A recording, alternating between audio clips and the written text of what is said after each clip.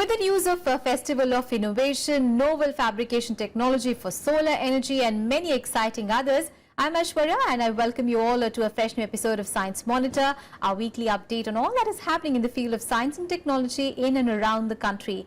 In today's episode, we will also discuss about the role of women in science and technology with our special guest in the studio. But first, let's take a look at the headlines. One platform for all the grassroots innovators of the nation, Festival of Innovation at Rashtrapati Bhavan. 35th Annual Meeting of the Astronomical Society of India. National Seminar on International Women's Day deliberates various issues. Increasing the efficiency of solar power, researchers develop new fabrication technology. And a special talk with our guest on the role of women in the field of science and technology. Refrigerators made out of mud to borewell scanners. Well, these were just two of the many fascinating innovations displayed at the recently held Festival of Innovation at the Rashtrapati Bhavan. The festival, which was held during 4th to 10th of March, was inaugurated by President Pranab Mukherjee. Well, the President awarded grassroots innovators across the nation, and 10 selected innovators were also hosted as the President's guests at the Rashtrapati Bhavan.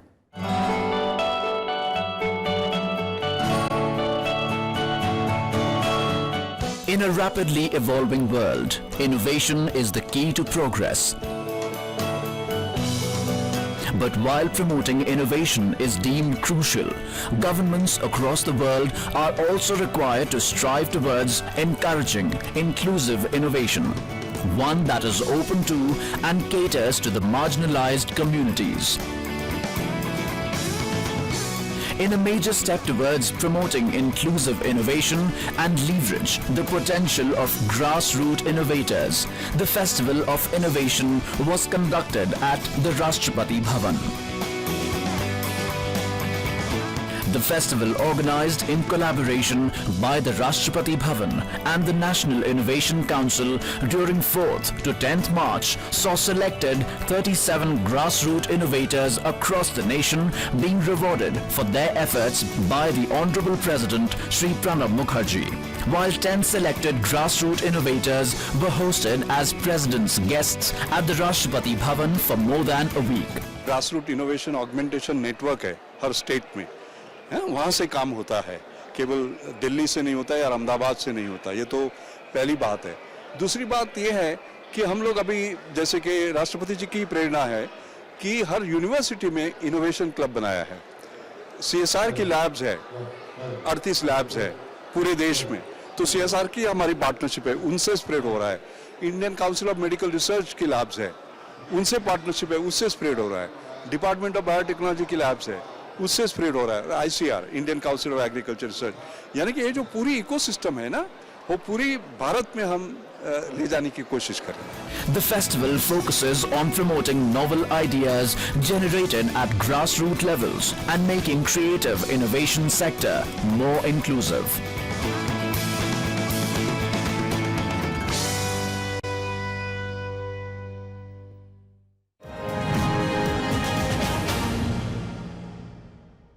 From the discovery of gravitational waves to the development of some of the largest telescopes, well, Indian researchers have been making major contributions to space technology in the global arena. But the discipline calls for more scientific participation and studies to unravel the many mysteries of the universe. Well, deliberating on these issues and more and charting the future course of action, well, Indian researchers gathered together at the 35th Annual Meeting of the Astronomical Society of India recently. So what else transpired at the meeting? Let us see this report.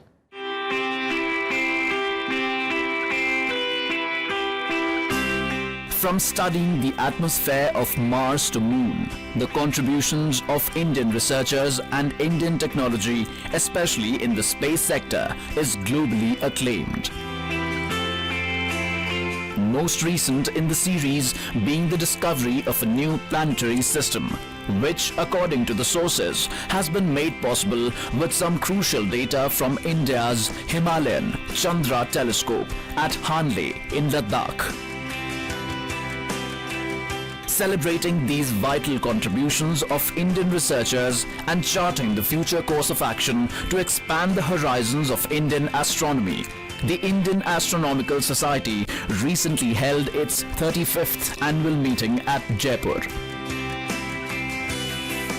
The meeting held during 6th to 10th March 2017 was open to all ASI members, along with researchers and students in astronomy and astrophysics or related areas.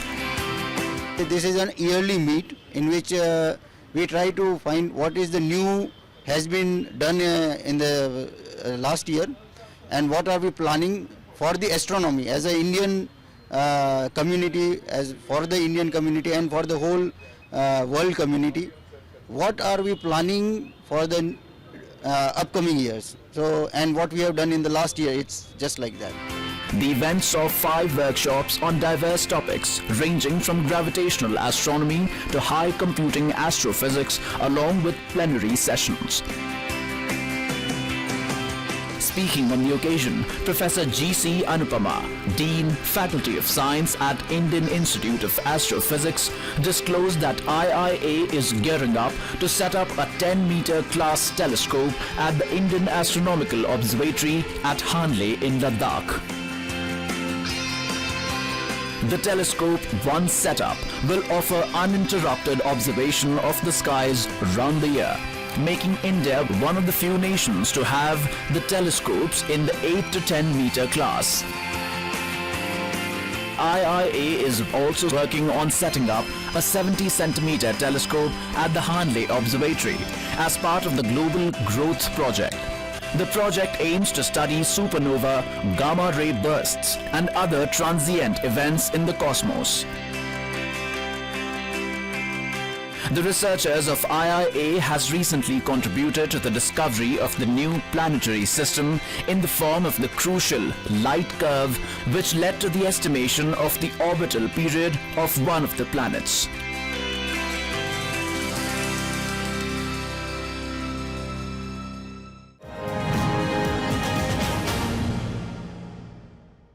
The contributions of women to science and society at large is humongous, and so are the challenges faced by them due to gender discrimination. Well, on the occasion of International Women's Day, Vigyan Prasar, in collaboration with Department of Biotechnology, conducted a 2-day national seminar at the Indian National Science Academy, Delhi. Well, the seminar was focused on the theme, Women Leadership in Science and Technology.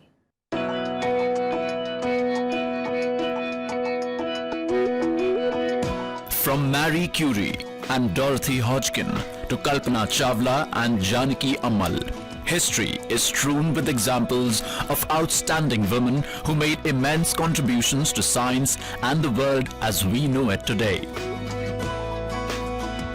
Celebrating these contributions and throwing light on the challenges faced by women in science, Vigyan Prasar, in association with Department of Biotechnology, conducted a 2-day national seminar on the occasion of the International Women's Day on 8th and 9th March. The seminar themed Women Leadership in Science and Technology, Opportunities and Challenges was held at the Indian National Science Academy and focused on discussions on opportunities and challenges for professionally qualified women scientists and how women researchers are contributing positively towards understanding the world around us. Really want to do work on it, that why do they disappear? Economy in the developing countries will improve very fast if we get more and more women as entrepreneurs or as partners in these enterprises. I never want any reservation for my women scientists. They excel in their field and they should continue to excel in their field. And we will push them to reach the highest positions. The seminar saw enthusiastic participation of qualified women scientists, entrepreneurs and other professionals from science and technology sector, along with college students. While Honorable Minister for Science and Technology and Earth Sciences, Dr. Harshvardhan, inaugurated the event, renowned women researchers and professionals across the country talked about ways of creating a conducive environment to ensure equal participation of women, to promote women leadership in science and technology, and using science to improve the quality of life of women. It is hoped that the seminar will act as an eye-opener regarding the gender-specific issues still persisting in the area of science and technology, where women have made and are making enormous contributions.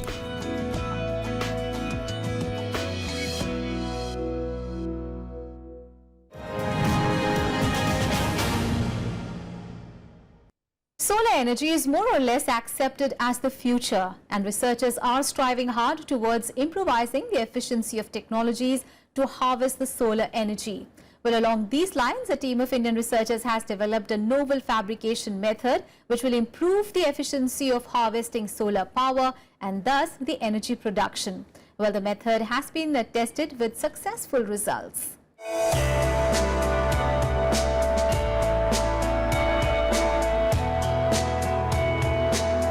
In the fast-growing energy sector, needless to say, solar energy is a fast catching up alternate, especially in rural electrification. But the glitch, electricity demand lasts throughout years, be it day or night, whereas solar energy is available only during daytime, that too not on cloudy days. To improve the efficiency of solar technologies, a team of researchers from the Center of Excellence for Green Energy and Sensor Systems, Indian Institute of Engineering, Science and Technology have come up with a new fabrication technology.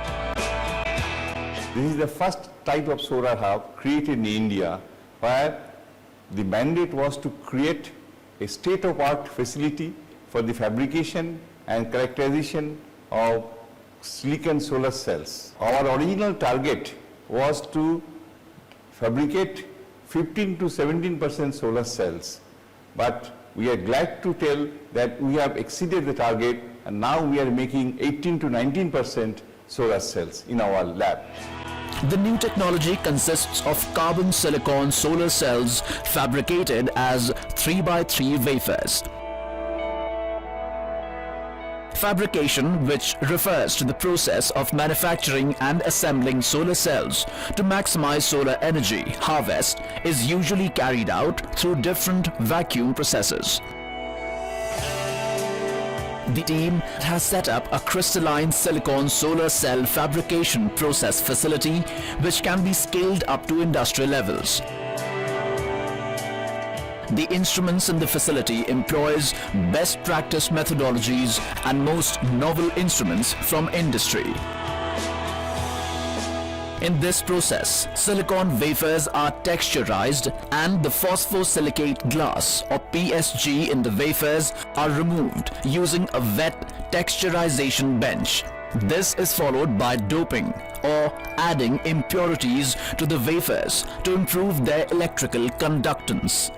The wafers are then scribed and cut. The silicon wafers undergo many more processing steps, including two-stream printing, where the front and back contacts of the carbon silicon solar cells are taken to avoid cross-contamination. The team of researchers have tested the so-fabricated solar cells for efficiency. According to reports, these cells show more efficiency than conventionally fabricated solar cells. The technology, needless to say, opens up new avenues in the area of sustainable energy.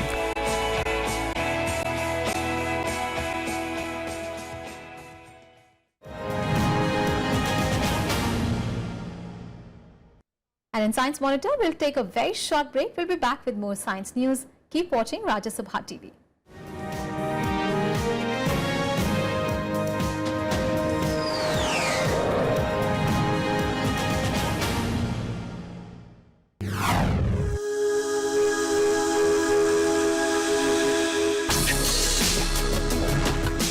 tales that inspire. Stories of social change.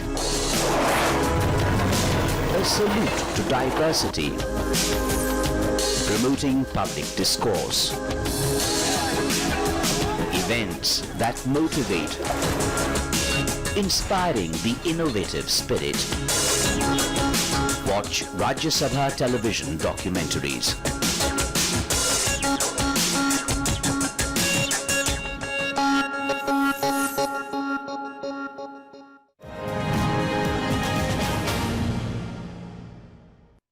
From Mangalyaan to some of the largest experiments of CERN, the participation of women in the area of science and technology sector is increasing rapidly.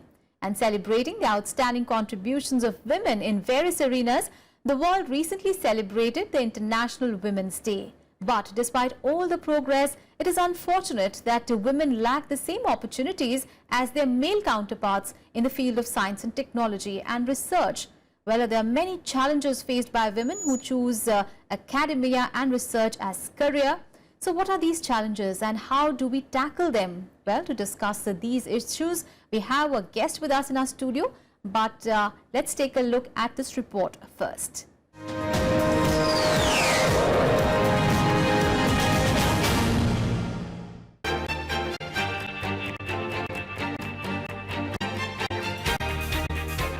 March 7, 2013, the world-acclaimed journal Nature, in the memory of its editor Maxine Clark, brought out a special issue called Women in Science, outlining the problems faced by women who pursue careers in academics and research. These clearly indicate that women in science face many challenges. Many other studies also show how despite higher degrees including graduation, post-graduation and even doctorates in science, women are severely underrepresented in the sciences. While data show that women outperform men academically and have higher graduation rates, female researchers in many parts of the world have 20 to 30% diminished chances of equal employment as compared to their male counterparts. The reasons, if one is to explore, are many, and it is a complex combination of social, cultural and financial factors. While many of us may disagree, but there exists a deeply rooted conscious and unconscious gender bias which still stereotypes scientific disciplines as masculine fields. As a result of this, young women, even though competent, are often discouraged from pursuing intensely competitive field of scientific research. While science to a large extent remains institutionally gender biased, there exists a need to fill this gap.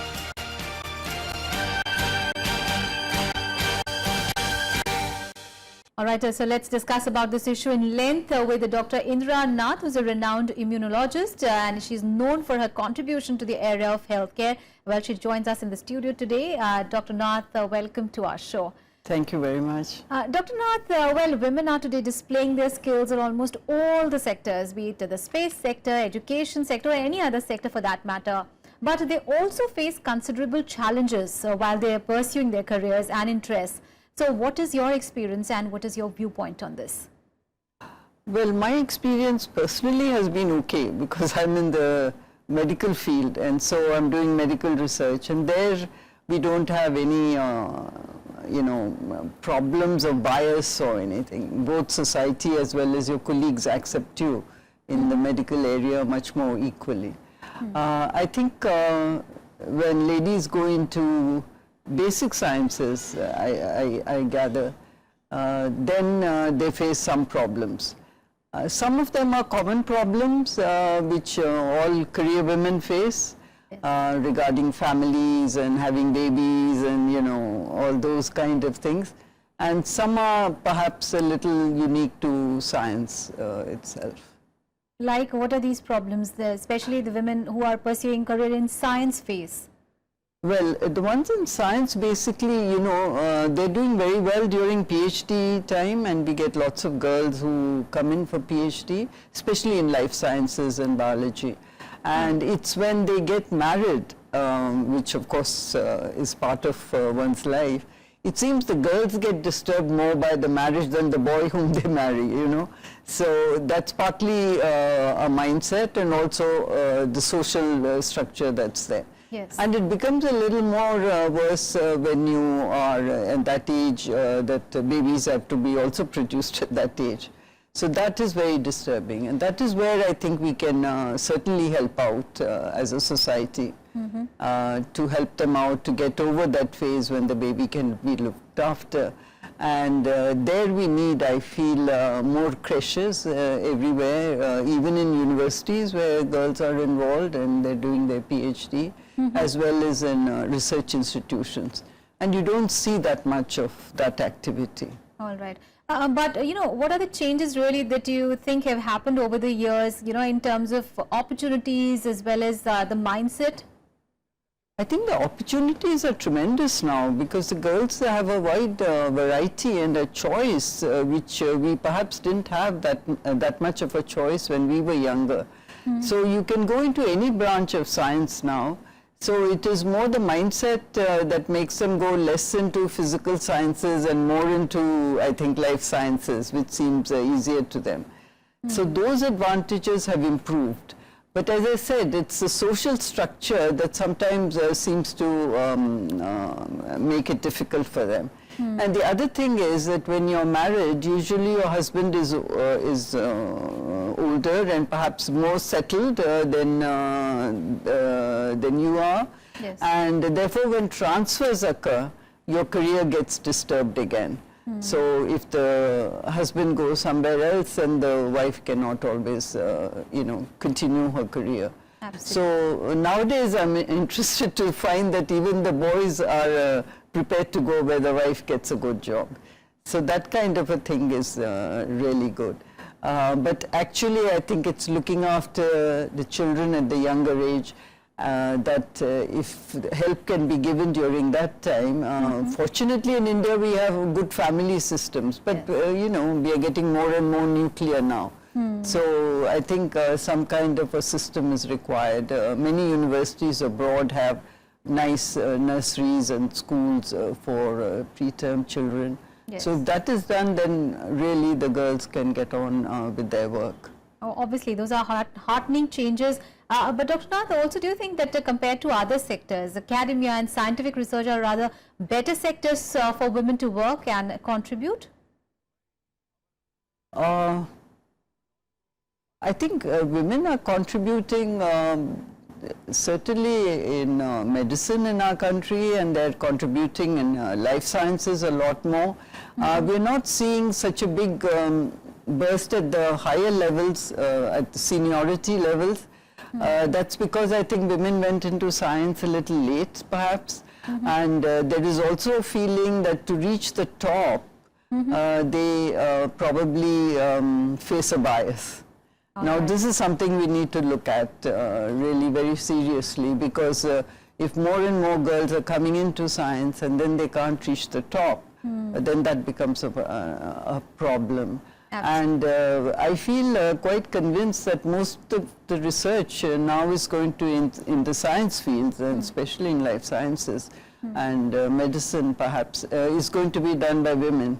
And therefore we will lose a lot of knowledge and talent unless we make things easier for them. Right? Absolutely. Apart from removing that bias that you're talking about, what do you think can be done to increase the participation of women in the area of technology? What other steps really need to be taken?